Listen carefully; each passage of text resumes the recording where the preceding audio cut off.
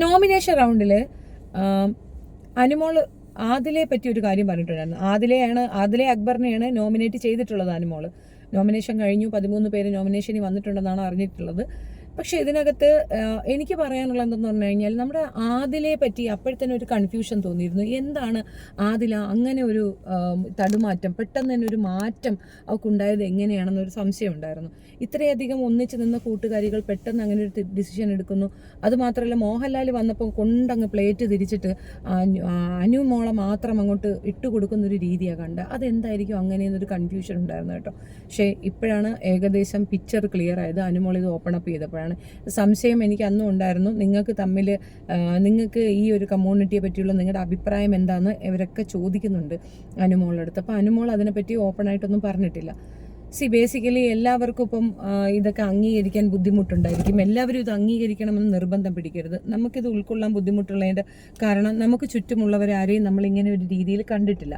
ഈ ഒരു അവസ്ഥയിൽ നമുക്ക് ചുറ്റുമുള്ള ആരെങ്കിലും വന്നാൽ മാത്രമേ നമുക്ക് അതിനെപ്പറ്റി എന്തെങ്കിലും ഒന്ന് ജഡ്ജ് ചെയ്യാനോ അല്ലെങ്കിൽ അതിനെപ്പറ്റി ഒരു കാര്യം പറയാനോ പറ്റൂ. പലപ്പോഴും എല്ലാവരും വന്നിട്ട്, ഞാൻ ഈ ഒരു വിഷയത്തിന് എപ്പോഴെടുത്താലും മിക്കവാറും ആൾക്കാർ വന്നിട്ട് പറയുന്ന ഒരു കാര്യം എന്താണെന്ന് പറഞ്ഞു കഴിഞ്ഞാൽ, ഷെഫീനൊക്കെ ഇതിനെപ്പറ്റി അറിയത്തില്ല, LGBT കമ്മ്യൂണിറ്റിയെ പറ്റി അറിയത്തില്ല എന്നൊക്കെയാണ്. അങ്ങനെയല്ല കേട്ടോ. നമുക്ക് ഏകദേശമൊക്കെ മനസ്സിലാകും. പക്ഷെ നമ്മൾ അതിനെ ഉൾക്കൊള്ളുന്നുണ്ടെന്നോ അംഗീകരിക്കണമെന്നോ നിങ്ങൾ നിർബന്ധം പിടിക്കരുത്. നമുക്ക് തോന്നിയാലേ അത് ചെയ്യാൻ പറ്റുള്ളൂ. നമ്മളതിനെ അംഗീകരിക്കണമെന്ന് നിർബന്ധം പിടിക്കാൻ പറ്റത്തില്ല. പിന്നെ കൺഫ്യൂഷൻസ് ഉണ്ട്. എനിക്ക് ആദിലെ ദ വെരി ബിഗിനിങ് എന്നെ ഭയങ്കര ഡൗട്ടാണ്. ഒന്നാമത്തെ കാര്യം, ആ നൂറ വിഷയത്തിലാണ് നൂറയുടെ ഫാമിലിയോട് അവൾ ചെയ്തത് ഏറ്റവും വലിയ തെറ്റാണ്. ഒരിക്കലും അത് ക്ഷമിക്കാനാകത്തില്ല. നല്ലൊരു കൂട്ടുകാരിയാണെങ്കിൽ ഫാമിലിയെ അങ്ങനെ നാണം കെടുത്തരുത് എന്ന് പറയുന്നത്. ഇത് നാണക്കേടാണെന്ന് വെച്ച് കഴിഞ്ഞാൽ ഓഫ് കോഴ്സ് അവരുടെ ഒരു വിഭാഗത്തിന് ഇത് ഭയങ്കര നാണക്കേടുണ്ടാക്കുന്ന സംഗതി തന്നെയാണ്.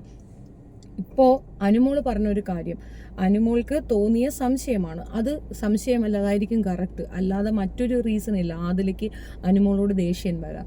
അനുമോൾ ഇത് അംഗീകരിക്കുന്നില്ല എന്നൊരു ടോൺ അനുമോളുടെ വാക്കുകളിൽ നിന്ന് ആദിലേക്ക് കിട്ടിയിട്ടുണ്ട്.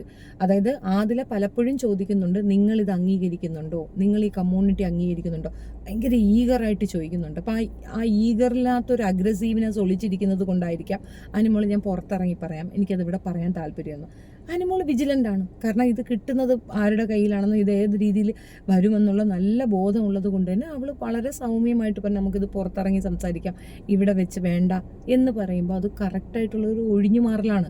അവർക്ക് താല്പര്യമില്ലാത്തത് തന്നെയാണ് ഇത് എന്നുള്ളതാണ് വ്യക്തം. പക്ഷേ അവൾ അത് ഉള്ളിലെടുത്തിട്ടാണ് ആദില പുറകിൽ കൂടെ പണി കൊടുക്കണേന്ന് തോന്നുന്നു. അതാണ് ഇപ്പം അനുമോൾ അവിടെ പറഞ്ഞിരിക്കുന്നത്. കട്ടപ്പ റീലോഡിക്കാൻ നമ്മളൊക്കെ പറഞ്ഞില്ലേ, കാരണം പിന്നിൽ നിന്ന് നല്ലതായിട്ട് അടിക്കുന്നുണ്ട്.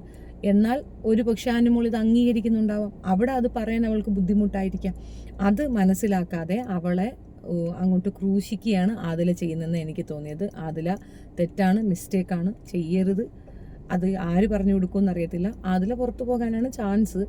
അതുകൊണ്ട് അവർക്ക് വലിയ പ്രശ്നമൊന്നും ഉണ്ടാകത്തില്ല. അത് എല്ലാവർക്കും ഒരു സംശയമാണ്, ആദില പുറത്തു പോയാൽ നൂറ് ഒറ്റയ്ക്ക് അങ്ങനെ നിൽക്കുക. രണ്ടുപേരും പുറത്തു പോയാലും ആര് പുറത്തു പോയാലും അവർക്ക് പരസ്പരം നല്ല സ്ട്രോങ് ആയിട്ടുള്ള കണ്ടസ്റ്റൻ്റാണ്. പ്രത്യേകിച്ച് കുടുംബത്തിനെ എതിർത്ത് നിൽക്കുന്നവർക്ക് ലോകത്ത് ആരെ എതിർക്കാനും ഒരു മടിയും ഉണ്ടാകത്തില്ല.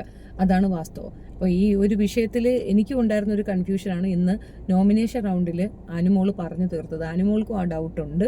അവർ അതുകൊണ്ടായിരിക്കും ആദില എന്നെ പിന്നീന്ന് കുത്തുന്നതെന്ന്. കറക്റ്റാണത്. അനുമോൾക്ക് തോന്നിയത് തന്നെയാണ് എനിക്കും തോന്നിയിട്ടുള്ളത്. ആ കൺഫ്യൂഷൻ അങ്ങ് ക്ലിയർ ആയി എന്നാണ് ഞാൻ പറഞ്ഞത്. അപ്പം നിങ്ങളുടെ അഭിപ്രായം പറയുക. ആക്ച്വലി ട്രാൻസ് വിഭാഗത്തിന് അംഗീകരിക്കണം എന്ന് എല്ലാവരോടും നിർബന്ധം പിടിക്കാൻ ബിഗ് ബോസിനും പറ്റത്തില്ല, ഏഷ്യാനെറ്റിനും പറ്റത്തില്ല, മോഹൻലാലിനും പറ്റത്തില്ല, ആർക്കും പറ്റത്തില്ല. അതൊക്കെ ഓരോരുത്തരുടെ പേഴ്സണൽ ചോയ്സാണ്. എനിക്കിഷ്ടമുണ്ടെങ്കിൽ ഞാൻ അംഗീകരിക്കും, ഇല്ലെങ്കിൽ അംഗീകരിക്കത്തില്ല.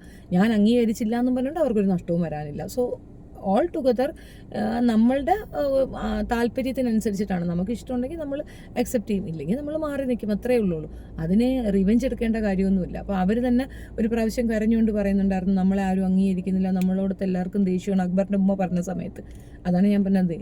എല്ലാവരും അംഗീകരിക്കണം, നമുക്ക് നിർബന്ധം പിടിക്കാനൊക്കത്തില്ല. ഇറ്റ്സ് ചോയ്സാണ്.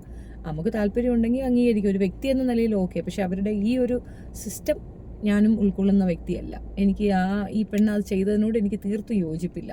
അത്രയും ഒരു 110% നമുക്ക് ഇങ്ങനൊരു പ്രശ്നമുണ്ട് എങ്കിൽ നമുക്കത് ഓക്കെ എന്ന് പറയാം. അപ്പം എനിക്ക് ഒരു ഇൻബോക്സിൽ ഒരാളൊരു മെസ്സേജ് കൊണ്ടിട്ടിരുന്നു, ഞാൻ ആക്ച്വലി ഒരു ട്രാൻസ് ആണ്, പക്ഷേ എന്നെ കൊണ്ട് എൻ്റെ കുടുംബം ബുദ്ധിമുട്ട് അനുഭവിക്കാതിരിക്കാൻ വേണ്ടിയിട്ട് ഞാനിത് ഹൈഡ് ചെയ്താണ് നടന്നിട്ടുള്ളത്. ഇത് പബ്ലിക്കിൽ പറഞ്ഞ് അങ്ങനെ ഒരു കോമാളി വേഷം കിട്ടാൻ ഞാൻ താല്പര്യപ്പെടുന്നില്ല.